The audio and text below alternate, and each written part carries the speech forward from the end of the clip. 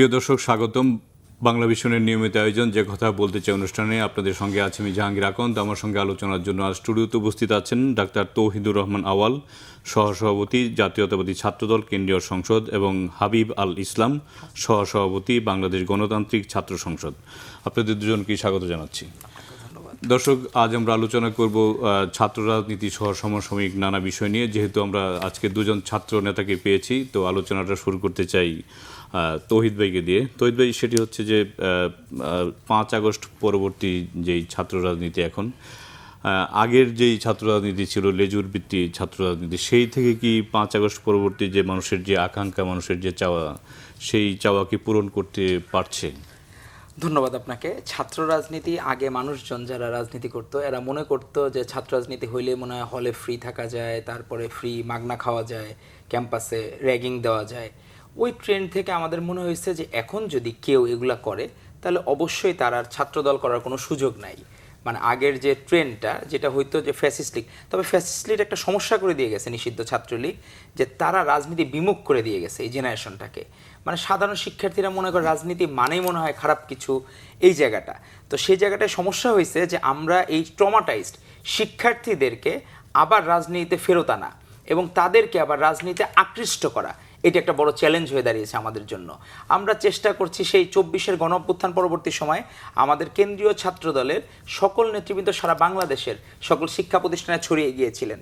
সাধারণ শিক্ষার্থীদের আমরা কথা শুনেছি, তাদের কথা শুনে অনেকের মনে হয়েছে সমস্যা হয়েছে কি যে ওই ফ্যাসিস্ট লীগ শিক্ষা ব্যবস্থাকে যেভাবে নষ্ট করে দিয়ে গেছে, সাধারণ শিক্ষার্থীরা এখন ওই রকম কিন্তু মনোযোগী না। মানে যে টিচারদের সাথেও যে অ্যাটাচমেন্টটা, সে তার যে ক্যাচ করার ক্ষমতা, ক্যাচি পাওয়ারটা, যে আপনার তো তার রিসেপ্টর থাকতে হবে। ধরুন আমরা একটা বলতেছি একটা কথা, তার রিসেপ্টর থাকতে হবে।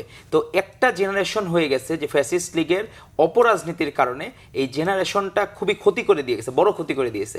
শুধু রাজনীতি না, শিক্ষা ব্যবস্থা থেকে শুরু করে সকল জায়গায়। তো তাদেরকে আমাদের মোটিভেট করা লাগতেছে যে ছাত্র রাজনীতি যদি না থাকতো তাহলে আমরা 47-এ আমাদের এই দেশ ভাগ হইতো না। ছাত্র রাজনীতি না থাকলে 69-এর গণ অভ্যুত্থান হইতো না, ছাত্র রাজনীতি না থাকলে 71 হইতো না, 90 হইতো না, 24 হইতো না।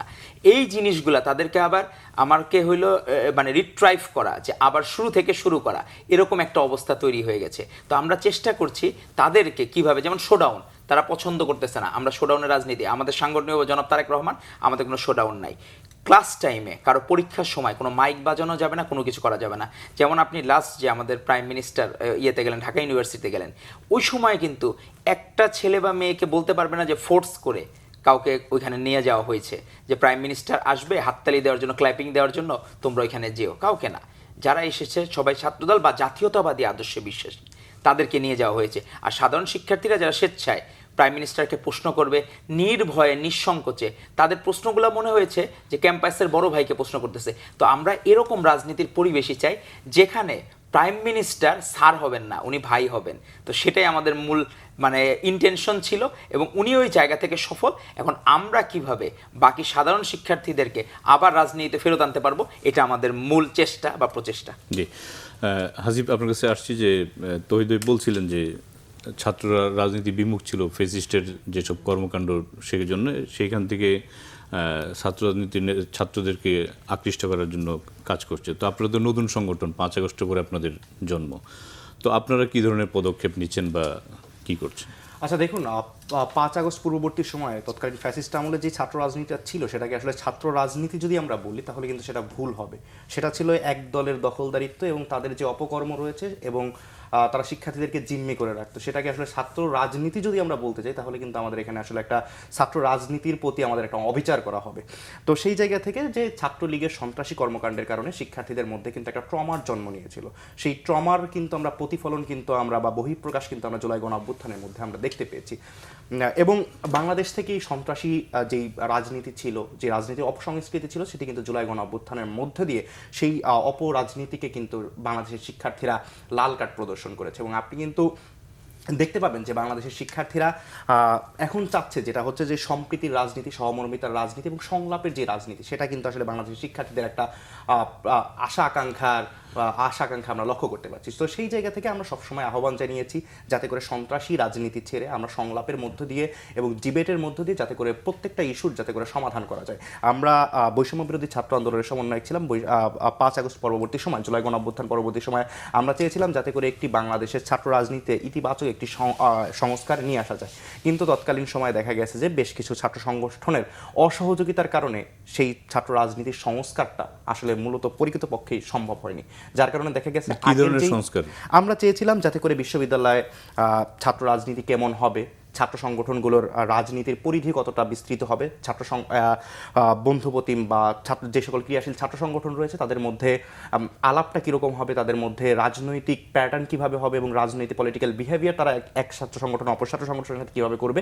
এজন্য আমরা কিন্তু বেশ কয়েকবার উদ্যোগও গ্রহণ করেছিলাম এবং একটা মিটিং শুধুমাত্র সম্ভব হয়েছিল, এরপরে আর সেটাকে কিন্তু আমরা কন্টিনিউ করতে পারিনি। সেটা আমাদের জায়গা থেকেও ব্যর্থতা রয়েছিল। এরপরে বিশ্ববিদ্যালয় প্রশাসনের তো ব্যর্থতা রয়েছেই। বিশ্ববিদ্যালয় প্রশাসন বেশ কিছু কমিটিও করেছিল যে বিশ্ববিদ্যালয়ের ছাত্র রাজনীতি আসলে কেমন হওয়া উচিত এই ব্যাপারে, কিন্তু সেই কমিটির রিপোর্ট এখন পর্যন্ত কিন্তু আমরা দেখতে পাইনি। এরপর ছাত্র সংসদ নির্বাচনগুলো হয়েছে, এই ছাত্র সংসদের দায়িত্ব ছিল যাতে করে যে অসম্পূর্ণ কাজগুলো বিশ্ববিদ্যালয় প্রশাসন করতে পারেনি সেটিকে এগিয়ে নিয়ে যাওয়া। কিন্তু আমরা দেখতে পেয়েছি যে আসলে ছাত্র সংগঠনগুলো যে কোনো একটা ছাত্র সংগঠনের আসলে এখানে তারা তাদের রাজনীতিটাই করেছে, তারা আসলে ছাত্র সংসদের চাইতে বেশি তারা তাদের রাজনৈতিক এজেন্ডা বাস্তবায়নে বেশি গেছে। যার কারণে আসলে যেই সংস্কারগুলো দরকার ছিল এবং শিক্ষার্থীদের মধ্যে থেকে যে মতামতগুলো উঠেছিল এবং আমরাও আমাদের মতামতগুলো দিয়েছিলাম সেটা আসলে সম্ভব হয়নি। যার কারণে দেখা গেছে যে কি ছাত্র রাজনীতিটা আবার সেই আগের প্যাটার্নই ফেরত চলে গেছে। যার আমরা ফলশ্রুতিতে আমরা কি দেখতে পেলাম? আমরা দেখতে পেলাম যে চট্টগ্রাম সিটি কলেজে দেশীয় অস্ত্রশস্ত্র নিয়ে ছাত্রদল শিবিরের মধ্যে সংঘর্ষ হয়েছে। উভয় পক্ষের মধ্যেই কিন্তু আমরা এক ধরনের সন্ত্রাসী আচরণ আমরা কিন্তু লক্ষ্য করতে পেরেছি, যেটা আসলে কখনোই কাম্য না। এরপরে আমরা ঢাকা বিশ্ববিদ্যালয়ে কি দেখলাম? ঢাকা বিশ্ববিদ্যালয়ে দেখলাম শাহবাগ থানার মধ্যে সাংবাদিকদের উপরে হামলা করা হলো এবং ডাকসু নেতৃবৃন্দ তাদের রাজনৈতিক পথদর্শ থাকতেই পারে, কিন্তু এইভাবে যে থানার মধ্যে ঢুকে হামলা করা হলো, তো এই ব্যাপারগুলো তো ছাত্র রাজনীতি আসলে প্রত্যাশিত নয়। আমরা তো চেয়েছিলাম যাতে করে এই ছাত্র রাজনীতির পরিবর্তনটা হয়, কিন্তু আমরা লক্ষ্য করতে পারছি বিভিন্ন জায়গায় বিভিন্ন কিছু দখলকে কেন্দ্র করে আবারও ছাত্রদেরকে যেইভাবে আওয়ামী লীগ ছাত্রদেরকে তাদের নিজেদের রাজনৈতিক স্বার্থে, মূল যেই দল ছিল আওয়ামী লীগের স্বার্থে ছাত্রদেরকে অপব্যবহার করেছে, সেই আচার আচরণটা আমরা কেন যেন আবারও সেটা লক্ষ্য করতে পারছি। সুতরাং এখনও সময় আছে। আমাদের সকল ছাত্র সংগঠনের প্রতি আমাদের আহ্বান থাকবে, আসুন আমাদের যে অসম্পূর্ণ কাজটা রয়েছে ছাত্র রাজনীতির একটা যৌক্তিক সংস্কার, সেই আলাপে আমরা আবার যাই এবং সংলাপের মধ্যে দিয়ে আসলে সমাধানটা সম্ভব। তো আপনার কাছে আসছি যে আপনি হাসিবের আলোচনার উপরে আলোচনা করতে পারবেন, কিন্তু তার আগে আপনাকে একটা প্রশ্ন করি। সেটা হচ্ছে যে ছাত্রদলের কমিটির মেয়াদ শেষ হয়ে গেছে, তো এখন বিশেষ করে শিক্ষা প্রতিষ্ঠানের ছাত্রছাত্রীরা চায় যে নিয়মিত যারা ছাত্র তাদেরকে দিয়ে কমিটি দেওয়া হোক। তো আমরা বরাবরই দেখি যে যারা কেন্দ্রীয় ছাত্র দলের সভাপতি সেক্রেটারি হয়তো 2-1 ইয়ার আগে তারা পাশ করে গিয়েছে। তো নিয়মিত ছাত্রদের দিয়ে কমিটি করার কোনো ধরনের পরিকল্পনা বা দলের অবস্থান কি, এই বিষয়ে আপনার মন্তব্য শুনতে চাই। ধন্যবাদ আপনাকে। আসলে ফ্যাসিস্ট লীগের আমলে অনেকেই তার শিক্ষা জীবনটা প্রপার ওয়েতে শেষ করতে পারে নাই। আমরা ধরেন কিছুটা লাকি হওয়ার কারণে ধরেন আমি MBBS শেষ করছি, MD শেষ করছি, FCPS অধ্যয়নরত আছি। এখন তারপরেও কিন্তু আপনার এখানে কমেন্ট সেকশনে দেখা যাবে যে আদু ভাই লিখতেছে, যে আদু ভাই লিখতেছে ওরা তো আমাদের জনজনে বোঝানো সম্ভব না যে ছাত্রের এই জায়গায় সংজ্ঞাটা কি। আর দ্বিতীয়ত বিষয় হয়েছে যে আপনি একটা কলা গাছ, সে কিন্তু আপনার 15 থেকে 16 মাসে ফল দেওয়া শুরু করে, কিন্তু এই কলা গাছ কিন্তু আপনি ঘরে নেন না, আপনি ঠিকই সেগুন কাঠ নেন। সেগুন কাঠ হইতে কিন্তু 35 থেকে 40 বছর সময় লাগে একটা সেগুন কাঠ পরিপক্ক হইতে। ফ্যাসিস্ট লীগ আমাদের যে টর্চার করেছে বন্দুকের নলের মুখেও, লাস্ট আপনার আন্দোলনের কথা যেটা 23 সালের 28 অক্টোবর থেকে শুরু করে এই লাস্ট আমাদের 24-এর গণ অভ্যুত্থান, আমরা যদি 5ই আগস্ট পর্যন্ত ধরি, এই সময়টা আমার মনে হয় না যে যারা ছাত্রদল করছে কেউ প্রকাশ্য যারা রাজনীতি করছে কেউ বাসায় থাকতে পারে না, বাসায় ঘুমাইতে পারে না, আমরা কেউই পারি নাই। তো এই যে অভিজ্ঞতাটা আমরা তো ওইখানে রেজিস্ট্যান্সই ফিল করাইছি।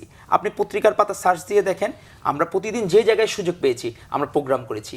কিন্তু অন্তর্বর্তীকালীন সরকারের সময়ও নিষিদ্ধ ছাত্রলীগ দেখবেন যে আপনি কোনো জায়গায় প্রোগ্রামও করতে পারে নাই, আবার এখনও করতে পারেন না। কারণটা কি?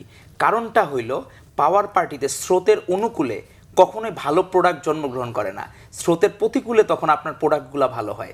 তো এই জন্য প্রতিকূলে থাকার কারণে আপনি আমি ধরেন আমি আমার যে একটা ক্ষুদ্র কর্মী হিসাবে আমিও কিন্তু 5 বছর 7 বছর আগেও এতখানি ম্যাচিউর ছিলাম না। ধর আপনার সাথে আমি কথা বলা, ডিবেট করা, এটা তো একটা চর্চার বিষয়, পার্টিকে ওন করা, যে আপনি একটা সহযোগী সংগঠন হিসেবে আপনার কিভাবে আপনি দলকে আপনি আফল করে রিপ্রেজেন্ট করবেন। আফল করা মানে কি, আজকে দেখেন যে 76 সালের যে এই ফারাক্কা লং মার্চ দিবস আজকে বাংলাদেশে পালিত হচ্ছে, বিএনপি বড় প্রোগ্রাম করলো। তো এই যে এই জিনিসগুলো নতুন প্রজন্মকে জানানো যে ভাষা নিয়ে ওই সময় কেন এর প্রতিবাদ করেছিলেন এবং এটার যে ভুক্তভোগী এবং এটার আবার উপহার স্বরূপ আজকে পদ্মা ব্যারেজ, যে এটা বাংলাদেশের জন্য একটা আশীর্বাদ, এই বিষয়গুলো তো আমাদেরকে বলতে হবে। তো সেই জায়গায় হচ্ছে কি অভিজ্ঞতারও যেমন দরকার, তেমনি নিয়মিত ছাত্রের সংজ্ঞা, যে সঙ্গে আপনি সংজ্ঞায়িত করেন। আমরা বাকি কারোর সাথে তুলনা না বা অপরাপর সংগঠনের বিষয় না, এখন যে জায়গায় যেটা প্রয়োজন, কোনো সময়ের গালি আবার কোনো সময়ের বুলি। এক এক সময় ছিল যখন আন্দোলন করছে, তখন আপনি ধরেন আমাদের মধ্যেও যে হয় যে তখন এই বিষয়গুলো ধরেন অনেকেই তার ছাত্র জীবন শেষ করতে পারে নাই, এখন তাকে আপনি সুযোগ দিবেন না? মানে যদি সে তার পড়ালেখাটা কন্টিনিউ করতে চায়, সেটা তো তার অবশ্যই সুযোগ পাওয়া উচিত। সেখানে নিয়মিত অনিয়মিত শিক্ষার্থীর অবশ্যই ক্যাটাগরাইজ করা থাকবে এবং আমরা তো সবসময় চাই সংগঠন গতিশীল হোক সবসময়, এবং আমরা সেটা বিশ্বাস করি। তো মেয়াদ শেষ হওয়ার উপরে এটা আমাদের সাংগঠনিক অভিভাবক জনাব তারেক রহমান, উনি যখন সিদ্ধান্ত নেবেন, যখন মনে করবেন যে এ সময় আমাদের নতুন করে দেওয়া দরকার, কারণ আমরা ওই সময় আমাদের স্বাভাবিক কাজকর্ম তো করতে পারিনি। ইভেন অন্তর্বর্তীকালীন সরকারের সময়ও আমাদের বর্তমান যে বিরোধী দল তারা ছিল ক্ষমতায়, মানে বিষয়টা এরকম ফিল হইতো, আমরা তখনও কিন্তু রাজপথে। আজকেও যে আমরা যে রাজপথ থেকে আবার আমরা রুমে ফিরে গেছি তা হয় নাই, এখনও আমাদের রাজপথে থাকতে হয়। আজকেও আমরা যে আপনাকে যেটা বললাম যে ফারাক্কা লং মার্চ দিবসের প্রোগ্রাম আজকেও আমরা করলাম, আমরা আমাদের দেশের স্বার্থে বাংলাদেশের সাথে যে কোনো প্রোগ্রামে ছাত্রদলকে থাকতে হয়। ধন্যবাদ আপনাকে। জি, হাসিব আপনার কাছে আসছি, সেটি হচ্ছে যে আপনারা তো গণ অভ্যুত্থানের 24শে যে গণ অভ্যুত্থান, সেখানে সামনের থেকে নেতৃত্ব দিয়েছেন। তো আপনাদের তো মানুষের প্রত্যাশা অনেক ছিল, কিন্তু আমরা যেটি দেখতে পেয়েছি যে বিগত যে ছাত্র সংসদ নির্বাচন হলো, সেখানে আপনারা খুব ভালো একটা রেজাল্ট করতে পারেননি। তো এই মাত্র 2-2.5 বছরে মানে কেন আপনাদের মানে এরকম জনপ্রিয়তা কমে গেল? আচ্ছা দেখুন, জনপ্রিয়তার কম নয়, এখানে মেইন যে ক্রাইসিসটা সেটা হচ্ছে সাংগঠনিক সক্ষমতার বিষয়। দেখুন আসলে ছাত্র শিবির কিংবা ছাত্রদল তারা বহু আগে থেকেই কিন্তু তাদের যে রাজনৈতিক সাংগঠনিক যে কার্যক্রমগুলো তারা কিন্তু সেগুলো পরিচালনা করে আসছে। আপনি জানেন যে ইসলামী ছাত্র শিবির যারা ডাকসুতে কিংবা ছাত্র সংসদগুলোতে অভাবনীয় সাফল্য লাভ করেছে, তারা কিন্তু আসলে ছাত্রলীগের মধ্যেই ছিল এবং তারা কিন্তু পুরোপুরি ছাত্রলীগের মধ্যে থেকে তারা হলে থেকেছে এবং বিশ্ববিদ্যালয়ের যাবতীয় যেই সকল সুবিধাগুলো রয়েছে সেই সুবিধাগুলো কিন্তু তারা পেয়েছে এবং তারা তাদের সাংগঠনিক কার্যক্রম কিন্তু যেভাবেই হোক, তাদের কৌশলগত কারণে যেভাবেই হোক, তারা কিন্তু সাংগঠনিক কার্যক্রমগুলো করতে পেরেছে। এবং যার কারণে তারা যখন বিশ্ববিদ্যালয় হলগুলোতে অবস্থান করতো, তাদের কিন্তু হলের যে ইকোসিস্টেমটা সেটার সাথে কিন্তু তারা ওয়েল কানেক্টেড ছিল এবং তারা কিন্তু 5 তারিখের পরে দেখা গেছে যে বিশ্ববিদ্যালয় হলগুলোর নিয়ন্ত্রণ, হল প্রশাসনের নিয়ন্ত্রণ সব কিছুই কিন্তু ওই একটা ছাত্র সংগঠনের কাছেই কিন্তু ছিল। এখন যে জিনিসটা দেখা গেছে সেটা হচ্ছে যে আমরা তো জুলাই গণ অভ্যুত্থানে অংশগ্রহণ করেছি, আমাদের তখন ছাত্র সংগঠন ছিল গণতান্ত্রিক ছাত্র শক্তি ছিল। গণতান্ত্রিক ছাত্র শক্তি থেকে আমরা বৈষম্য বিরোধী ছাত্র আন্দোলনের জুলাই গণ অভ্যুত্থানের সামনে থেকেই গণতান্ত্রিক ছাত্র শক্তির নেতৃবৃন্দ তারা নেতৃত্ব দিয়েছে। পাশাপাশি যে সকল ছাত্র সংগঠন ছিল ছাত্রদলের কাছ থেকে আমরা সেই সময় কিন্তু একদম কোনো প্রকার কোনো শর্ত সাপেক্ষ ছাড়াই আমরা কিন্তু সম্পূর্ণ সহযোগিতা আমরা পেয়েছি এবং তাদেরকে কিন্তু আমরা সবসময় আমরা যেই কাজটা করতে চাই সে ব্যাপারে অনুপ্রেরণা পেয়েছি এবং তারা নিঃশর্তভাবে কিন্তু এই মুভমেন্টে অংশগ্রহণ করেছে।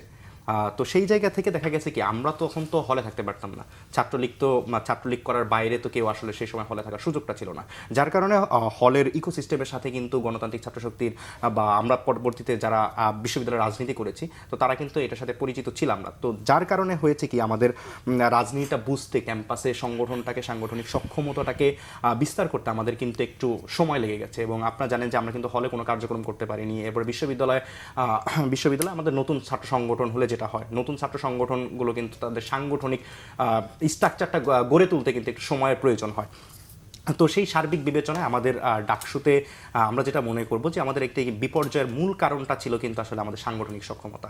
তো সেই জায়গা থেকে আমরা আমাদের নিজেদের যে ভুলগুলো রয়েছিল আমরা নিজেদের আত্মসমালোচনা করতে অনেক বেশি পছন্দ করি এবং আমরা আত্মসমালোচনা করছি এবং আমরা যাতে করে আমরা কিন্তু একটি ভিশনও সামনে নিয়েছি। আমরা 2029 সালের মধ্যে জাতীয় ছাত্র শক্তি ঢাকা বিশ্ববিদ্যালয় ক্যাম্পাসে সবচেয়ে বেশি সুশৃঙ্খল এবং সুসংগঠিত ছাত্র সংগঠন হিসাবে আত্মপ্রকাশ করবে। জনপ্রিয়তা বিশ্ববিদ্যালয় ক্যাম্পাসে এখনো রয়ে গেছে। দেখা যায় যে কোনো শিক্ষার্থী যদি সমস্যায় পড়ে তাহলে বিশ্ববিদ্যালয় ছাত্র সংসদের নেতাকর্মীদের, ছাত্র সংসদে যারা জয়ী হয়েছেন তাদের কাছে যাওয়ার চাইতে বেশি দেখা যায় যে আবার আমাদের কাছেও কিন্তু তারা রিচ করছে।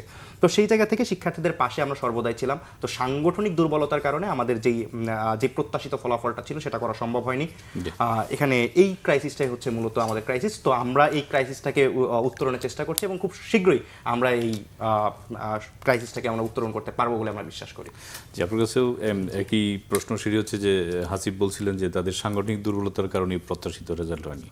তো ছাত্রদলকে তো বলা হয় যে দক্ষিণ এশিয়ার সর্ববৃহৎ ছাত্র সংগঠন, তো আপনাদের মানে কি সমস্যা ছিল? সমস্যা হলো যে কিছু বিষয় আছে কি যেটা তো বলা যায় যে তারা যেভাবে শিবির একটা হলো মোটামুটি বলা যায় আগেকার দিনে মোহামেডান আবাহনী ক্লাবের মতো বিভিন্ন জায়গা থেকে খেলোয়াড় হায়ার করে নিয়ে আসছে, যে একটা টিম গঠন করছে। তার বেশিরভাগ খেলোয়াড়ই আবার স্বীকার করে না যে শিবির করে কি করে না, মানে এরা হচ্ছে কি যে এখন নিজেরা আবার উন্মুক্ত হয়ে গেছে। তো আপনি ওই টিম যে গঠন করলেন, এই টিমের অধিকাংশ সদস্যই ছাত্রলীগের সাথে ওতপ্রোতভাবে জড়িত ছিল এবং সাধারণ শিক্ষার্থীদের সাথে মেশার সুযোগটা তারা বেশি পেয়েছে, যেটা আমাদের ছেলেপেলে যেমন আমাদের ন্যূনতম পোস্টে লাইক কমেন্ট করার কারণে ছেলেদেরকে হল থেকে বের করে দেওয়া হতো। আমাদের বাংলাদেশ জাতীয়তাবাদী ছাত্রদল এটার পেজে শুধু লাইক ছিল বলে এরকম ছেলেকে টর্চার করে হল থেকে বের করে দেওয়া হয়েছে। তো এইরকম একটা রাজনীতির মানে বিপরীত ধর্মী একটা পরিবেশে যে যারা বর্তমানে বিভিন্ন ছাত্র সংসদে আছে, তারা ধরেন আপনি যদি মনে করেন যে গুপ্ত থাকাটা একটা ক্রেডিট বা অন্য লেবাসে থাকাটা একটা ক্রেডিট, তো সেটা হলো কি মুনাফিকি, যদি রাজনীতিকে আপনি আদর্শ ধরেন তাহলে আপনার ক্রেডিট হইতে পারে। কিন্তু যদি আপনি প্রকাশ্য রাজনীতিতে আসেন তাহলে বাংলাদেশের মানুষ যে ছিছি করে না, যে গ্রামে গঞ্জে ছিছি করার মতো একটা রব পড়ে যাবে যে এই দেখলাম বেটা থেকে বেটি হয়ে গেল। তো বিষয়টা তো হইলো যে হঠাৎ করে ছাত্রলীগ থেকে ছাত্র শিবির হয়ে গেল। তো বিষয়টা তো এরকম হচ্ছে কি যে এই শিক্ষা তো আমাদের দল আমাকে শিখায় নাই। এখন তার দলের প্রধান যারা, তারা ভালো করলে অ্যাপ্রিসিয়েট করে, খারাপ করলে কেউ কাউরে চিনে না, পিতা পুত্রকে অস্বীকার করে। তো এখন সেই জায়গায় আমরা তো কখনোই বন্দুকের নলের মুখে আমরা বলেছি যে আমাদের ম্যাডাম যে সিদ্ধান্ত নিচ্ছেন আপোষহীনতার প্রতীক, যে তিনি ঠিক তিনি যা করতেছেন বাংলাদেশের স্বার্থে করছেন, বাংলাদেশ বিরোধী কোনো কিছু উনি কখনোই করেন না। উনি যদি করতেন 2008 সালের নির্বাচনে উনি ক্ষমতায় যান, উনি যদি করতেন, কিন্তু উনি আপোষ করেন নাই। তো আমরা সেটা সবসময় শিখছি যে প্রকাশ্য রাজনীতি হচ্ছে আদর্শ রাজনীতি। আরেকটা বিষয় হয়েছে কি যে এই জায়গায় আপনি সকালে যেমন ডাকসুর ইলেকশনে আমাদের যে ভিপি পদপ্রার্থী, প্রথম আলোর মতো লিডিং একটা নিউজ পত্রিকা সকালে নিউজ করে ফেললো যে নিয়ম ভঙ্গ করেছেন ছাত্রদলের ভিপি পদপ্রার্থী, সকাল সকাল আর্লি মর্নিং। তো একটা সাধারণ শিক্ষার্থী যখন ভোট দিতে যাবে সে চিন্তা করতেছে এখনই ছাত্রদল নিয়ম ভঙ্গ করতেছে, পরে না ক্ষমতা আসলে কি না করবে। কিন্তু পুরাটাই ছিল একটা মিথ্যা প্রোপাগান্ডা যে ওইটা নিয়মের মধ্যেই পড়ে, কিন্তু আমাদের অভিযোগ করছে নিয়ম ভঙ্গ করছে। তারপর ওইখানকার কালি নিয়ে এই নখ হলো জাস্ট গতকাল কাটার কারণে একটু ইয়ারা, নাহলে কালো দাগ ছিল এখনো পর্যন্ত, যেটা 12 ফেব্রুয়ারি নির্বাচনে রয়ে গেছিল, এখন দাগ অমোচনীয় দাগটা রয়ে গেছিল, কিন্তু ওইটা দেখা গেল ডলা দিলে চলে গেছে। তো এই বিষয়গুলা, কারণ আপনার জাতীয় নির্বাচনের জন্য এত মানুষকে যদি আপনি করতে পারেন, এই ছোট জায়গায় কেন আপনি করতে পারলেন না? আবার ভিসিকে নাকি নির্দিষ্ট গোষ্ঠীর এরা দায়িত্বশীল ব্যক্তি ছিলেন, এদের দল থেকে অ্যাসাইনমেন্ট ছিল যে এই নির্বাচনে আমাদের প্রার্থীকে উইন করানো লাগবে, মানে শিবিরের প্রার্থীকে উইন করানো কোনো অ্যাসাইনমেন্ট নিয়েছিলেন তারা। তো ভিসি তো হবে সবার ভিসি, একটা সাধারণ শিক্ষার্থীরও সে ভিসি, সে ছাত্র দলেরও ভিসি, সে শিবিরের ভিসি, সবার ভিসি হবে। তো সেই পক্ষপাত দুষ্ট আচরণের কারণে তবে 89 সালেও আমরা হেরেছিলাম ছাত্রদল প্রকাশ্য, কিন্তু আবার 90-তে আমরা কামব্যাক করছি। তো আমরা আশাবাদী যে আমরা আবার কামব্যাক করবো ইনশাল্লাহ। হাসিব, আপনার কাছে আসছি যে আপনারা তো ছাত্র রাজনীতি করেন, কিন্তু আমরা দেখতে পাচ্ছি যে ঢাকা বিশ্ববিদ্যালয় সহ মানে কোনো দেশের কোনো বিশ্ববিদ্যালয় ওয়ার্ল্ড র্যাঙ্কিংয়ের ধারে কাছেও নেই, অনেক দূরে। তো এটি কি আপনাদেরকে যেহেতু রাজনীতি করেন ব্যথিত করে কিনা, এবং এই যে র্যাঙ্কিংয়ে না থাকার বিষয় কীভাবে শিক্ষার মান উন্নয়ন হয় সে বিষয়ে আপনারা কি কাজ করেন? দেখুন, আমাদের বাংলাদেশ জাতীয় ছাত্রশক্তি কিন্তু আলাদা একটা ভিশন রয়েছে। যেমন আমরা হচ্ছে কিন্তু গবেষণাধর্মী বিশ্ববিদ্যালয় আমরা বারবারই কিন্তু প্রস্তাবনা করে আসছি, এবং আমরা আমাদের জায়গা থেকে আমাদের ছাত্র সংগঠন কিন্তু বারবারই এই কাজগুলো করে যাচ্ছে। আমরা সবসময় প্রাধান্য দিই যাতে করে গবেষণা, পাঠচক্র এবং শিক্ষা সংশ্লিষ্টতে যে আলাপ, বুদ্ধিভিত্তিক আলাপ এবং সাংগঠনিক পলিটিক্সের একটা সংমিশ্রণ কিন্তু আমরা সবসময় চাই। আমরা বারবারই শিক্ষার্থীদেরকে উদ্বুদ্ধ করি যাতে করে তারা গবেষণাধর্মী শিক্ষার প্রতি বেশি আগ্রহী হয় এবং তারা যাতে তাদের শিক্ষা কার্যক্রমকে সবচেয়ে বেশি প্রাধান্য দেয়। সেই জায়গা থেকে দেখুন, জুলাই গণ অভ্যুত্থানের পরে সবচেয়ে জরুরি যে বিষয়টা ছিল, আমরা অনেক ধরনের সংস্কার কমিশন দেখেছি, কিন্তু আমরা শিক্ষা সংস্কার কমিশন কিন্তু আমরা পাইনি। তো যেই ব্যাপারটা সবচেয়ে বেশি জরুরি ছিল এবং বিশ্ববিদ্যালয় সংস্কার কমিটিও কিন্তু তখন করা দরকার ছিল, কিন্তু সেইগুলো কিন্তু আমরা বারবার এগুলো বলার পরেও কিন্তু তখন আসলে অন্তর্বর্তীকালীন সরকার কর্ণপাত করেনি। আমাদের বিভিন্ন সময় বিএনপির পক্ষ থেকে কিংবা ছাত্রদলের পক্ষ থেকে বলা হয় যে তখন আসলে যারা এখন বিরোধী দলে রয়েছে, এনসিপি কিংবা এনসিপি ধরেন, যে তারা সরকারে ছিল, কিন্তু আমরা কি দেখতে পাই প্রকৃতপক্ষে? আমরা দেখতে পাই যে অন্তর্বর্তীকালীন সরকারের পররাষ্ট্র উপদেষ্টা যে ছিলেন তিনি এখন বিএনপি সরকারের পররাষ্ট্রমন্ত্রী, তখন অ্যাটর্নি জেনারেল যে ছিলেন এখন তিনি আইনমন্ত্রী।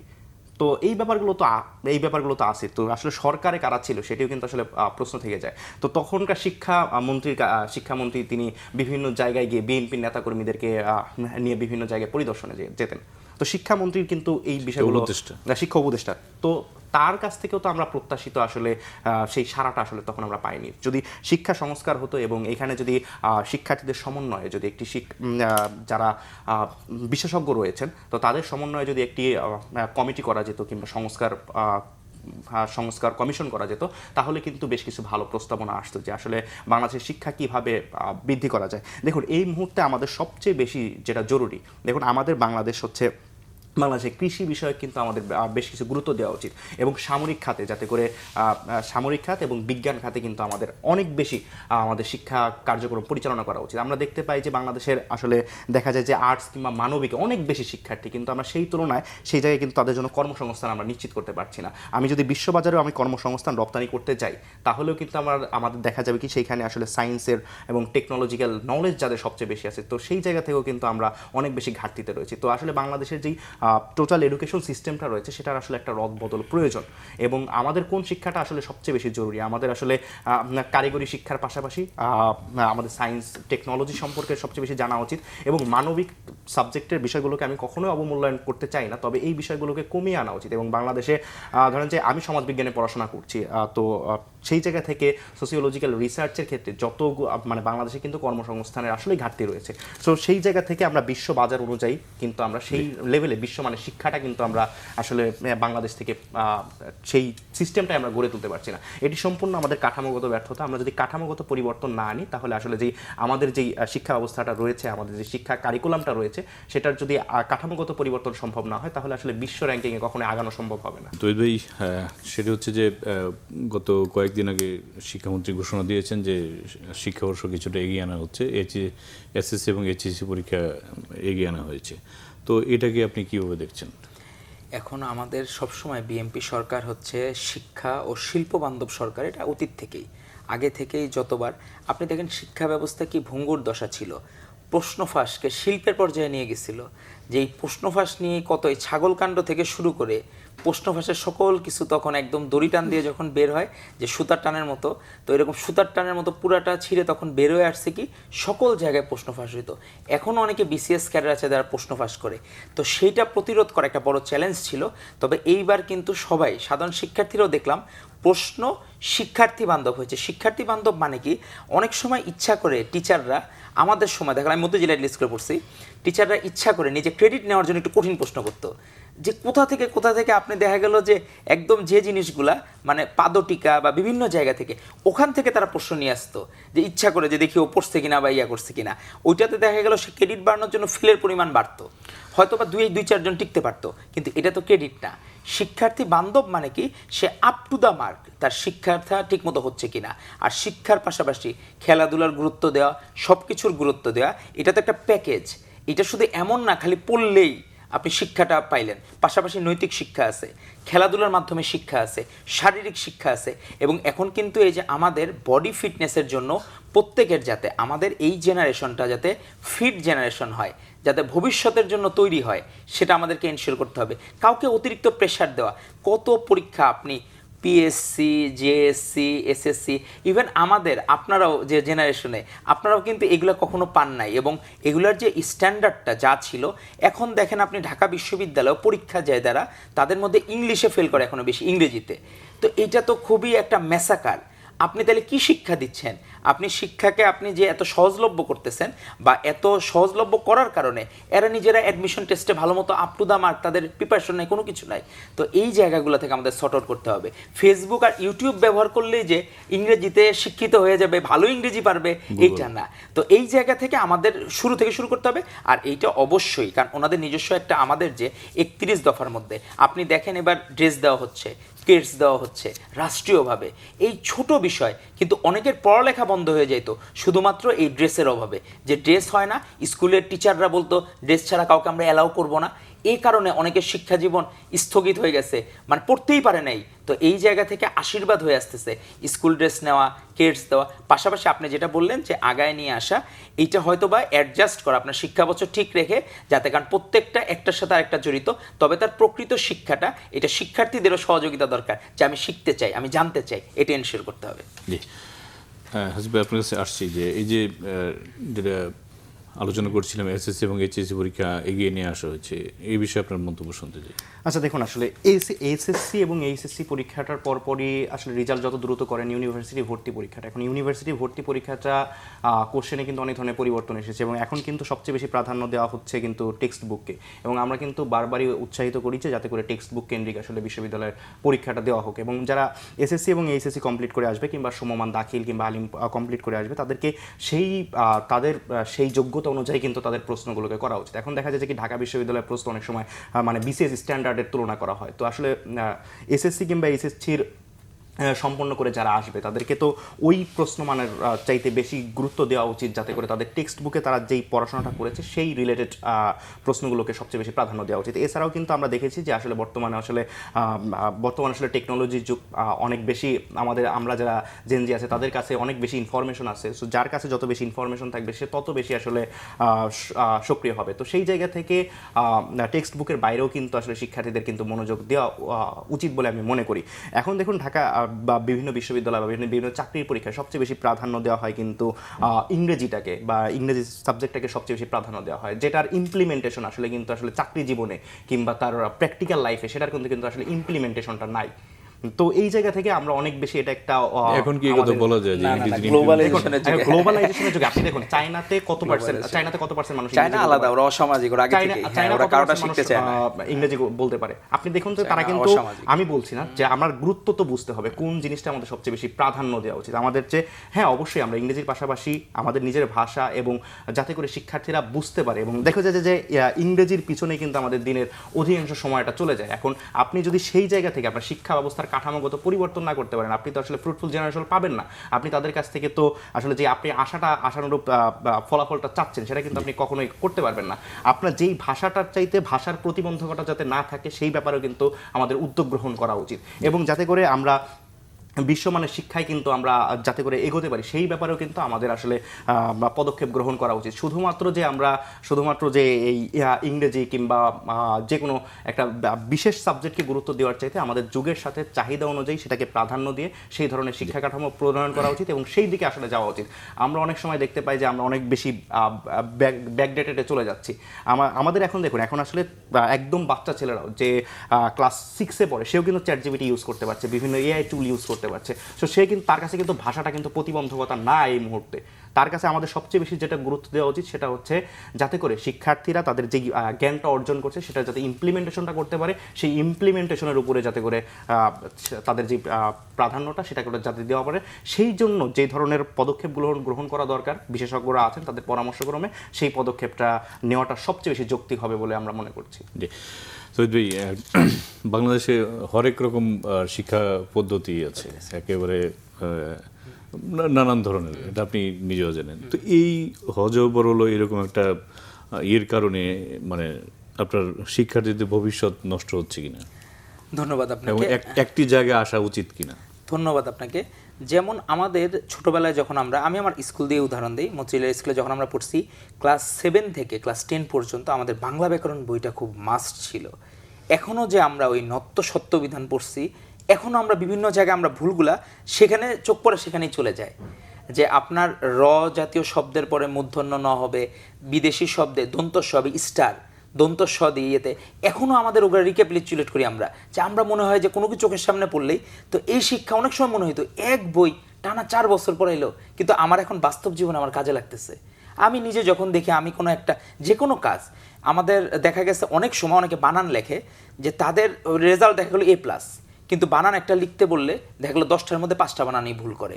তো এইটাতে আমাদের কি হয়, আমাদের দেখা গেলো যে আমরা বলতেছি যে ভালো রেজাল্ট করছে, এখন ভালো রেজাল্টের সংজ্ঞা আর হচ্ছে ভালো স্টুডেন্ট আর বাস্তব ক্ষেত্রে আসলে কে কতটুকু মেধাবী এটা সর্ট আউট করা যাচ্ছে না। কারণ আপনার GPA 5 পাইলেই যে আপনার ভালো স্টুডেন্ট হয়ে গেল এটা আপনি সরাসরি বলে দিতে পারেন না। আবার দেখা যাচ্ছে বাবা মা বলতেছে ও GPA 5 পাইলো কিন্তু চান্স পাইলো না ভার্সিটিতে, মেডিকেলে চান্স পায় নাই, বুয়েটে চান্স পায় নাই, তাদের প্রত্যাশার পারদটা অনেক বেশি থাকে, কিন্তু দেখা গেল ওই শিক্ষার্থীর ওই আপ টু দ্য মার্ক এডুকেশনটা রাষ্ট্র নিশ্চিত করতে পারেনি। এটা তারও দোষ না।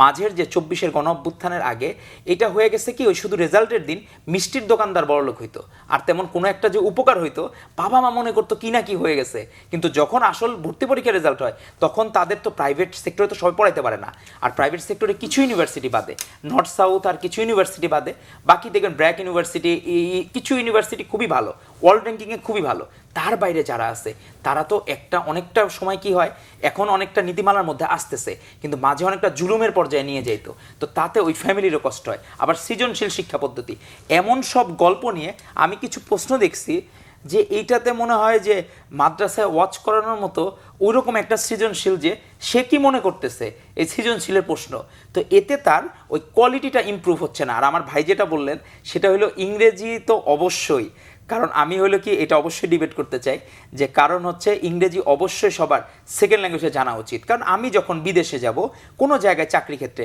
যেমন আমার বাবাও উনি বিদেশে চাকরি করছেন, এরকম অনেকে ইংরেজি জানা থাকার কারণে উনি অনেক কিছু বেনিফিট পাইছেন, প্রমোশন পেয়েছেন, অনেক জায়গায় তার ওই বিভিন্ন জায়গায় কান্ট্রিতে, ইউরোপিয়ান কান্ট্রিতে তাকে পাঠানো হইতো, দেশে অ্যাপ্রিসিয়েট করা হচ্ছে। এবং আমাদের নেতা তারেক রহমান উনি বলেছেন এর পাশাপাশি জাপানিজ, ফ্রেঞ্চ, তারপরে আরবি, যে যেটা শিখতে চায়, কারণ আপনার যদি একজন চাইনিজ ভাষা শিখে চায়নাতেই গেল তাহলে কি হইলো, তার রেমিটেন্স আরও বাড়বে, সে তাহলে ডিলিংসগুলা আপনি ব্যবসায়িক ক্ষেত্রে বলেন, কর্মক্ষেত্রে বলেন, তার আরও ডিলিংসের পরিসরগুলো বাড়বে।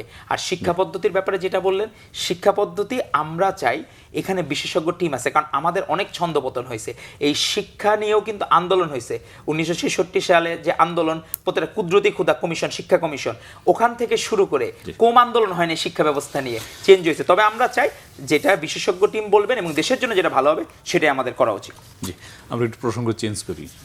আজকে প্রধানমন্ত্রী তারেক রহমান চাঁদপুর সফর করেছেন, তার আগে তিনি কুমিল্লায় পথসভায় বক্তব্য রেখেছেন। তিনি যে বলেছেন যে বিগত 16-17 বছরের স্বৈরাচারী সরকার মানুষের উপর অত্যাচার, গুম খুন চালিয়েছে এবং দেশের অর্থ বিদেশে লুটপাট করে পাচার করেছে। এই কারণে বর্তমানে অর্থনীতি কিছুটা চাপের মুখে আছে। এই পরিস্থিতি কাটিয়ে উঠতে ধৈর্য ধারণ করতে হবে এবং আমাদের কঠোর পরিশ্রম করতে হবে। তো প্রধানমন্ত্রী এই যে ধৈর্য ধারণের কথা বলেছেন এবং পরিশ্রমের কথা বলেছেন, এই বিষয়ে আপনার মন্তব্য শুনতে। ও আচ্ছা, দেখুন আসলে অবশ্যই আমাদের আসলে জাতি হিসেবে আমরা অনেক বেশি অলস হয়ে যাচ্ছি, তো আমাদের সেই জায়গা থেকে আমাদের আসলে পরিশ্রমটা অবশ্যই করতে হবে। সেই জায়গা থেকে আমাদের কিন্তু আসলে রাষ্ট্র নিয়ে আলাদা ক্ষেত্রে একটা পরিকল্পনা করতে হবে। আমাদের আসলে কোন সেক্টরটাতে সবচেয়ে বেশি গুরুত্ব দেওয়া উচিত সেই ব্যাপারটাও কিন্তু আমাদের কিন্তু আসলে সেটা ঠিক করতে হবে, আমাদের প্রায়োরিটি বেস ঠিক করতে হবে, এবং আমাদের রাষ্ট্র পরিকল্পনায় বা সরকার যারা চালাচ্ছেন তারা কোন পদক্ষেপগুলো নিচ্ছেন। এখন দেখুন আমরা দেখতে পাচ্ছি যে আসলে তারেক রহমানের সরকারের অনেকে সমালোচনা করে যেটা বলছে সেটা হচ্ছে কার্ড সরকার। আমরা দেখতে পাচ্ছি যে আসলে ফ্যামিলি কার্ড দেওয়া হচ্ছে, কৃষক কার্ড দেওয়া হচ্ছে, আরও নানান ধরনের প্রায় অনেকগুলো কার্ডের কিন্তু তারা কিন্তু আসলে নিয়ে এসেছেন। অবশ্যই কার্ডগুলোকে আমরা উপকারভোগীরা তো খুশি। হ্যাঁ, দেখুন আসলে মানুষ, দেখুন এখানেই তো আসলে মেন সমালোচনার জায়গাটা। দেখুন কৃষক কার্ড চালু করা হচ্ছে, এখন কৃষক কার্ড চালু করা হচ্ছে, আপনার ধরেন যে আমি উৎপাদন করছি একটা জিনিস, সেই জিনিসটার আমি কিন্তু আসলে সেই আমার উৎপাদনের চেয়েও তো আমি ধরেন আমার উৎপাদনে খরচ আছে 5 টাকা, কিন্তু আমি সেটা মার্কেটে আমার কাছ থেকে যেই কিনে নিয়ে যাচ্ছে যেই পাইকারি বিক্রেতা, সেই আমার কাছ থেকে 4 টাকা দিয়ে কিনে নিয়ে যাচ্ছে, আমার কিন্তু এখানে 1 টাকা লস হচ্ছে। সে কিন্তু ঠিকই এই মার্কেটে গিয়ে সেটাকে আবার কিন্তু 6 টাকা করে বিক্রি করতেছে। এইখানে যে মাঝখানে যে মধ্যস্বত্বভোগীরা রয়েছে, সো এই মধ্যস্বত্বভোগী যে বাজার সিন্ডিকেটটা রয়েছে, এই বাজার সিন্ডিকেটের বিরুদ্ধে আপনি কি করতে পেরেছি? আপনি তো এখানে বাজার সিন্ডিকেটের এই বাজার সিন্ডিকেটটা যদি আপনি ভাঙতে পারেন, এবং কৃষকদের যে মূল সমস্যা সেটা হচ্ছে তারা ন্যায্য মূল্য পাচ্ছে না। সো ন্যায্য মূল্য পাওয়ার জন্য আপনি কি করতে পেরেছেন? ব্যাপারটা হলো যে তুমি উৎপাদন ওটা কিন্তু ফার্মার্স কার্ড থেকে আলাদা। হ্যাঁ, ওটা আলাদা। হ্যাঁ, মানে ওটা বাজারজাতকরণ যেটা আলাদা। হ্যাঁ, দেখুন ফার্মার্স কার্ডের আলাদা আর ওটা আলাদা। সেটা হচ্ছে সে সঠিকভাবে সে সময় মতো সার পাচ্ছে কিনা, তাকে আপনি তাকে আপনি সম্পূর্ণ ফ্যাসিলিটিস দিন। তাকে তো ব্যাপারটা এরকম না যে সে ধরেন যে মানে কোনো একটা কিছু সে বাজার মূল্যই পাচ্ছে না, আপনি তাকে দেখা গেল যে তার লস হয়েছে হচ্ছে সে জমিতে খরচ করেছিল 2 লক্ষ টাকা, সে বাজার মূল্য 1.5 লক্ষ টাকা পায়নি, তার হচ্ছে মাসে লস যাচ্ছে বা বছরে লস যাচ্ছে 50,000 টাকা, আপনি 2,500 টাকা তাকে হচ্ছে মাসে দিলেন। তাহলে 50,000 টাকা যে লস হচ্ছে সেটা কেন লস হচ্ছে? কারণ হচ্ছে আমার এই সিস্টেমটার কারণে। যেই সিস্টেমটা রয়েছে সেটা পুরোপুরি একটা করাপ্টেড সিস্টেম, যেখানে মধ্যস্বত্বভোগীরা বিশাল একটা অংশ নিয়ে যাচ্ছে। সেখানে তো আমাদের দেশের মানুষ তো এখন কৃষি বিমুখ হয়ে যাবে, এটা খুবই স্বাভাবিক ব্যাপার না, তাই না? সো কৃষি বিমুখ যদি আমরা হয়ে যাই, তাহলে যদি কেউ কৃষক মানে কেউ যদি উৎপাদন না করে বা কৃষিকাজ ছেড়ে দেয় বা অন্য প্রফেশনে যায়, সেটা অবশ্যই ভালো। কিন্তু কেউই যদি দিন শেষে কৃষিকাজটা না করে, কারণ তার বছরের পর বছর যদি লসই হতে থাকে, তাহলে কৃষির প্রতি একটা বিমুখতা তৈরি হবে। তো এই জায়গা থেকে কৃষিকাজ উদ্বুদ্ধ করার জন্য কৃষক কার্ডের চেয়ে আমার মনে হয় যে একটা কাঠামোগত পরিবর্তন এবং যে মধ্যস্বত্বভোগী একটা করাপ্টেড সিস্টেম রয়েছে, এই সিস্টেমটাতে হাত দেওয়াটা সবচেয়ে বেশি জরুরি। উত্তর দিয়ে নেই আপনি আমি হলো এই রাঙামাটিতে একবার গেছিলাম কখনো ইয়েতে ঘুরতে। ওরা কি করছে, আমি তো জায়গা চিনি না, মনে করছি একটু দূরে যাব, রাস্তা হলো 1 মিনিটের, খালি একটু উঁচু জায়গা থেকে নামায় দিবে, সে আমার কাছ থেকে ওটা বলছে 100 টাকা ভাড়া নিয়ে নিছে। এখন একটা মানুষের যদি সাইকোলজি চেঞ্জ না হয়, আমি কি বলতে পারবো? আর আমি তার তো কিছু বলতে পারতেছি না, খালি একটা উঁচু রাস্তা আমার যে নামায় দিছে, ওখানে সে 100 টাকা নিয়ে নিছে আমার কাছ থেকে। তো এখন হলো কি যে আমাদের ছোট ছোট জায়গায় আমরা জাতিগতভাবে এই জায়গায় আমাদের প্রত্যেকের আন্তরিকতার দরকার।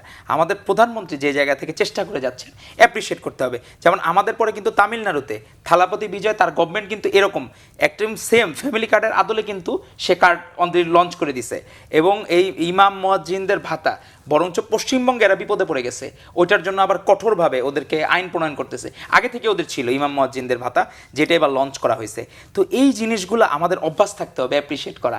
যেমন আমরা কেউ ভালো করলেই চিন্তা করলাম ও ভালো করতেছে মানে আমি মনে হয় ক্ষমতায় আসতে পারবো না, এই জায়গায় হলো আমাদের সমস্যাগুলো সাইকোলজিক্যালি। দেখুন মেইন ব্যাপার হচ্ছে একটা জেনারেশনকে ধোকা দেওয়া যাবে না। মেইন হচ্ছে জেনারেশনের যেটা পালস, এই জেনারেশনকে আপনি ধোকা দিতে পারবেন না। এই জেনারেশন বুঝে যে কৃষকের মূল সমস্যাটা কোন জায়গায়। কৃষকের মূল সমস্যা সে যে প্রপারলি বাজারজাত করতে পারছে না, সে সময় মতো সার পাচ্ছে না, যার কারণে মধ্যশক্তিভাগীরা এই করাপ্টেড সিস্টেমের কারণে অনেক বেশি ক্ষতিগ্রস্ত হচ্ছে। বেশি যেটা জরুরি সেটা হচ্ছে যাতে করে সে ন্যায্য মূল্যটা পায়। তার তো ন্যায্য মূল্যটা পাওয়া উচিত, নয়তো সে লসে পড়ে যাবে তো, তাই না? তো এই জায়গা থেকে আমাদের বুঝতে হবে যে আসলে আমরা দেখুন আসলে ব্যাপারটা হচ্ছে কি, আমরা অনেক বেশি মানে খুব অল্পতেই আমরা সন্তুষ্ট হয়ে যাই। আমি মনে করছি যে মাসে 2.5, ঠিক আছে আমার বছরে অনেক লস হয়েছে, সেই জায়গা থেকে আমি 2,500 টাকা পেয়েছি। সো গভর্নমেন্টের পক্ষ থেকে 2,500 2,000 টাকাটা দেওয়াটাকে আমি কখনোই খুব খারাপ বলছি না। তবে আমাদের মূলত কোন জায়গাটাতে আমরা তো আসলে সমালোচনা সংলাপ যাতে করে করব, কেন করব? যাতে করে এই সিস্টেমগুলোকে আমরা পরিবর্তন করতে পারি। আপনি যে কথাটা বলছেন যে আসলে কৃষক কার্ডটা আমি বললাম একটা কথা, সো এটা দেখুন আসলে এটা কিন্তু আসলে আমাদের জেনারেশন সবার কাছে অনেকগুলো পয়েন্ট আছে, এর মধ্যে অনেকগুলো পয়েন্ট আছে। সমালোচনা দেখতে চান কিংবা অপরাপর যে সমস্যাগুলো রয়েছে, এটি আপনি যদি সার্চ করেন তাহলে কিন্তু আপনি সবকিছু পেয়ে যাবেন। আমার কাপের চা অর্ধেক থাকলে কিন্তু আমি বলতে পারি ব্যাপারটা এরকম না যে আমি কৃষক কার্ড দিয়ে দিছি এর মানে যে পরবর্তীবার আমি ক্ষমতায় আসবো, ব্যাপারটা এরকম না। ব্যাপারটা মানুষ জাস্টিফাই করবে যে সাধারণ মানুষের কতটুকু উপকার হইলো না হইলো। ব্যাপারটা হচ্ছে সিস্টেমটা তো আমার করাপ্টেড। আমার এই সিস্টেমটা আপনি কোন চোখে দেখবেন? কারণ একটা এই যে আমাকে যে চা দিল, চায়ের অর্ধেক ভরা আর হলো অর্ধেক খালি, আমি এখন বিবেচনা করব অর্ধেক ভরা, এতে আমি সন্তুষ্ট। আর আপনি যদি বিবেচনা করেন অর্ধেক খালি জ্ঞান, আমার পুরোটা ভরে দেওয়া লাগবে। আমাদের তো এই জায়গায় হলো সমস্যা। এই জন্য আমরা যে শুরুটা হইলো যে অর্ধেক যে ভরলো, এটা তো অ্যাপ্রিসিয়েট করার মতো। যেমন ঋণ মওকুফ করা, এদের যে ঋণ মওকুফ করার জন্য সরকার কিন্তু ভর্তুকি দিচ্ছে, কিন্তু ঋণ মওকুফ হয়েছে। সাধারণ কৃষকদের ভাষা বুঝতে হবে। কারণ আপনি আমি হয়তোবা যে পাঞ্জাবিটা পরি বা যে জামা কাপড়টা পরি হয়তোবা 2,500 টাকা দাম, কিন্তু যে ফ্যামিলি কার্ড পাইলো তার 1 মাসের 2,500 টাকায় তার একটা সলভেন্সি হইলো, সে অন্তত 10 দিনের খরচ প্রতিদিন 250 টাকা করে সে চালাইতে পারবে। আপনার আমার সাথে আমি তার চোখ দিয়ে দেখতে হবে। এখন আমি বলি সে তার কেন চোখ দিয়ে solvent দেখতে হচ্ছে হবে না ভাই, এখানে তো আচ্ছা, মেইন ক্রাইসিসটা আসলে এখন সে কেন সবাইকে solvent আমি হচ্ছে না? সবাইকে আমি কি প্রথমে এসেই কর্মসংস্থান দিতে পারবো? সবার কর্মসংস্থান দিচ্ছি ধাপে ধাপে আমি করতে পারবো, আপনি ধাপে ধাপে। এখন কি এই যে করাপ্টেড সিস্টেম নিয়ে মাননীয় প্রধানমন্ত্রী কি কোনো কথা বলেছেন? না অবশ্যই আপনি দেখেন যে প্রত্যেকটা সে জায়গায় কি বাজার সিন্ডিকেটের বিরুদ্ধে কথা বলছেন? বাজার সিন্ডিকেট আপনি এইবারে দ্রব্যমূল্য তো এই যে রোজার এই যে মাসে দেখুন, এই যে রোজার তেলের- মাসে দ্রব্যমূল্য তেলের ব্যাপার, রোজার মাসে তেলের দ্রব্যমূল্য ব্যাপারটা হচ্ছে বাংলাদেশের কোনো পাম্পে তেল নাই। এটা ওয়ার্ল্ড ওয়াইড যখন- ক্রাইসিসটা আপনি দেখেন। আমি বলি World যখন wide হচ্ছে crisis টা দামটা আপনি বাড়িয়ে তুলনা দিল, করেন। এর সাথে সাথে তেল আরে। বাংলাদেশে কোথায় আসে? আরে। আর কোনো সিরিয়াল এখন নেই এতে। মানে সারা বাংলাদেশে প্রত্যেকটা তেলের পাম্পে কিন্তু সফল হয়েছে তো 4 বাংলাদেশ। ঘন্টা 5 ঘন্টা মানে সিরিয়াল। বাংলাদেশ যখনই সফল তেলের হয়েছে, দামটা বেড়ে বাংলাদেশ গেল সফল হয়েছে। তখনই সিরিয়াল নাই। সিরিয়াল একদিনের মধ্যে 2 দিনের মধ্যে উধাও, বাংলাদেশ একদিন সফল 2 দিনের হয়েছে। মধ্যে তো কোনো মানে এক্সট্রা কোনো তেলও বাংলাদেশে আসেনি। তো আমাদের বুঝতে হবে যে আমাদের যে সিন্ডিকেটটা রয়েছে, অবশ্যই বিএনপি সরকার জনগণের বা ভোটের মাধ্যমে এসেছে, তো জনগণের বৈধতা নিয়ে যখন আপনি এসেছেন, আপনি কিন্তু সিন্ডিকেটের মাধ্যমে আসেননি। আমরা না, সেটা না, বলতে চাই না যে syndicate সিন্ডিকেটের মাধ্যমে আপনার ইলেকশন সবচেয়ে ইঞ্জিনিয়ারিং বেশি। মাধ্যমে এসেছেন, আমরা সেটা আপনার কখনোই এখন- বলতে চাই না। আমরা বলতে চাই আপনারা জনগণের মাধ্যমে ক্ষমতা এসেছেন, সুতরাং এই সিন্ডিকেট গুলোর বিরুদ্ধে আমাদের আওয়াজ তুলতে হবে। অবশ্যই আমরা তো এটা অলরেডি আমাদের মাননীয় প্রধানমন্ত্রী বলেছেন, আর কখনো কোনো সিন্ডিকেট কোনো চক্র থাকবে না, এবং এটা যে সময় দিতে হবে আপনার দৃশ্যত। হ্যাঁ। একটা মানুষ একটা বাচ্চার চেহারা কেমন হইতেছে, একটা বাচ্চা ডেলিভারি করে কইতেছে কেউ মায়ের মতো হয়েছে, কেউ মনে হচ্ছে বাপের মতো হয়েছে, কেউ দাদার মতো হয়েছে, নানার মতো হয়েছে, কিন্তু দিন শেষে দেখা গেল ও কারো মতোই হয় নাই। তো বিষয়টা হয়ে গেছে একটা বাচ্চা ভূমিষ্ঠ হওয়ার পরে সাথে সাথে তো বলে দেওয়া যাবে না যে কি হবে না হবে, আপনার একটু অপেক্ষা করতে হবে, ধৈর্য ধরতে হবে, একটা সময় তো দিতে হবে রে ভাই। আপনি হঠাৎ করে ম্যাচিউর তো হয়ে আসেন নাই, হঠাৎ করে ভাত খাওয়া শিখেন নাই, আস্তে করে একটু পানি তরল খাবার, দুধ খাওয়া, ফিডার খাওয়া, সেটা আস্তে আস্তে মাংস অবশ্যই। খাওয়া শিখছেন। এটা তো একটা সময় সেটা দিতে হবে রে অবশ্যই ভাই, আমরা একটা বিএনপি গভর্নমেন্টকে সরকারকে আপনি সময় দিবেন না, আমরা গভর্নমেন্টকে বিএনপি সরকারকে সময় দিতে হবে। চাই। হ্যাঁ, সময় দিলে কিন্তু আমরা তারপর পাশাপাশি সমস্যা। আমরা সমালোচনাও হ্যাঁ, করতে চাই, যাতে করে সেই যৌক্তিক সিন্ডিকেট সমালোচনা, যৌক্তিক সমালোচনা। সিন্ডিকেটের বিরুদ্ধে কথা বলা এটা তো যৌক্তিক সমালোচনা, অবশ্যই হ্যাঁ। যৌক্তিক সমালোচনা। তারপরে যে কিন্তু কৃষকদের আপনি যাতে করে কৃষক কার্ডের ভিতরে যে পয়েন্টগুলো আছে, ভালো জিনিসগুলোতে অ্যাপ্রিশিয়েট আমি ভালো জিনিসগুলো তো অ্যাপ্রিশিয়েট করার পাশাপাশি আমি সমালোচনাও করছি। না অবশ্যই, কিন্তু আপনি হ্যাঁ, যদি কোনো অবশ্যই। ওই জায়গায় এবং আমার খুঁত যদি কোনো থাকে, দ্বিমত থাকে, হ্যাঁ, সেই অবশ্যই দ্বিমত আপনি ডিবেট প্রকাশের করবেন, স্বাধীনতা আমার থাকতে অবশ্যই হবে। ডিবেট করবেন। অবশ্যই বিএনপি সরকার জনগণের সরকার, তো সে সিন্ডিকেটের, আমরা তাকে সিন্ডিকেটের সরকার বলতে চাই না। না। যদি যেদিন সে বলবে যে আসলে আমি সিন্ডিকেটের বিরুদ্ধে কথা বলা শুরু করবে, সেদিন আমরা তাকে আপনি সিন্ডিকেটের দৃশ্যত সরকার বলবো প্রমাণ না। পাবেন ইনশাআল্লাহ। আমরা আমাদের বলতেও তারেক চাই না রহমান এই যথেষ্ট ধরনের কথা। আন্তরিক, কিন্তু মানুষজন তো দৃশ্যত বলছে যে প্রমাণ। বিএনপি সরকার সিন্ডিকেটের আপনার সরকার। আপনার সাধারণ জনগণ, আপনি তো নেতা, আপনার সাথে ইয়া না, হবে, না, আমি তো হ্যাঁ, আপনি শুনছি, তো আমি তো বলতে চাই না। আপনি প্রতিনিধিত্ব আমি তো করবেন। বলতে চাই না যে বিএনপি আপনি সরকার স্পেসিফিক সিন্ডিকেটের করে সরকার। বলতে হবে যে কে কি আমি বললো বলছি না যে বিএনপি বললো। সরকার জনগণের সরকার, জনগণের সরকার হলে জনগণের পক্ষেই কাজ করতে হবে, সিন্ডিকেটের বিরুদ্ধে কাজ জি করতে আমরা হবে। শেষ পর্যায়ে ধন্যবাদ আপনাদের সবাইকে, দুজন- ধন্যবাদ। জি আপনাদের দুজনকে অসংখ্য ধন্যবাদ জানাচ্ছি। প্রিয় দর্শক, আজ এ পর্যন্ত ভালো থাকবেন, সুস্থ থাকবেন সে প্রত্যাশায় আজকের মতো এখানে বিদায় চাইছি। সঙ্গে থাকার জন্য ধন্যবাদ সবাইকে।